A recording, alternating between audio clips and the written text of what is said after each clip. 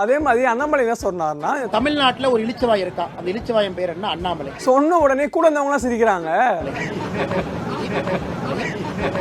அவ்வளோ பெரிய காமெடி இல்லை இது. அவர் என்ன சொல்ல வர்றாருன்னா, நான் எம்எல்ஏ இல்ல, எம்பி இல்ல, பஞ்சாயத்து தலைவர் இல்ல, மக்களோட வரிப்பணத்துல இருந்து சம்பளமும் வரதில்ல, ஆனா நான் வருஷம் வருஷம் பேங்க் ஸ்டேட்மெண்ட் ரிலீஸ் பண்றேன் அப்படின்னு சொல்றாரு. இதெல்லாம் யாரா உன்கிட்ட கேட்டா? யாரா நீ?